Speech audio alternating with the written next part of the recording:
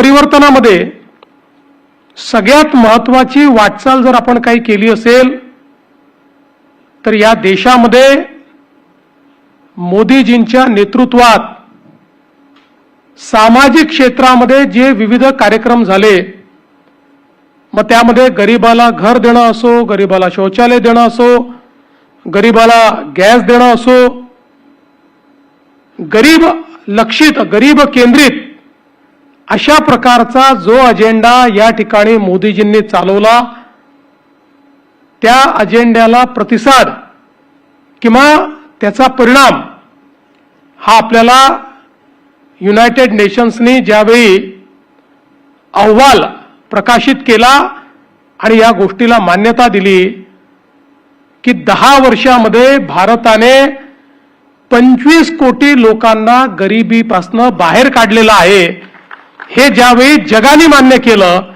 मला असं वाटतं की त्यापेक्षा मोठा एक प्रकारे परिणाम दुसरा कुठलाच असू शकत नाही।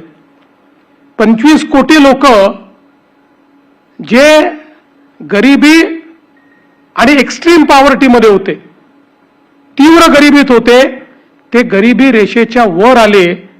हे 10 वर्षात करणं जगातल्या कुठल्याही देशाला संभव झालं नाही, ते मोदीजींच्या गरीब कल्याणाच्या अजेंड्याने करून दाखवलं।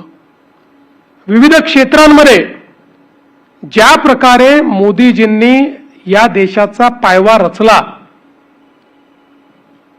आता याच्या पुढे सातत्याने त्याच्यावरच्या इमारतीवर मजलेच चढणार आहेत। आपण पुढेच जाणार आहोत, कारण इतका भक्कम पाया मोदीजींनी रचलेला आहे की आता पाठीमागे जाण्याचं काहीच कारण नाही। आज आपण बघा, अर्थव्यवस्था म्हणून भारताने केलेली प्रगती ही थक्क करणारी प्रगती आहे। आपल्या भारताचा जीडीपी जो 2013-14 साली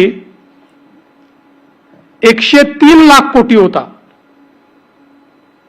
आज तो जीडीपी 357 लाख कोटीपर्यंत पोहोचलाय।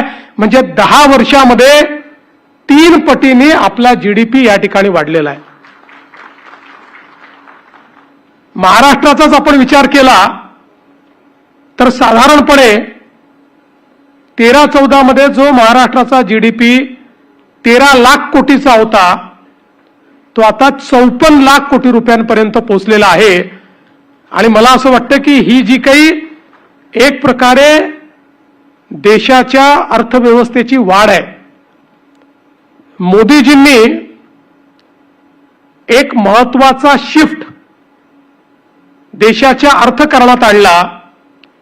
यूपीएच्या सरकारमध्ये मानसिकता अशी होती की आम्ही लोकांकरता योजना तयार करू आणि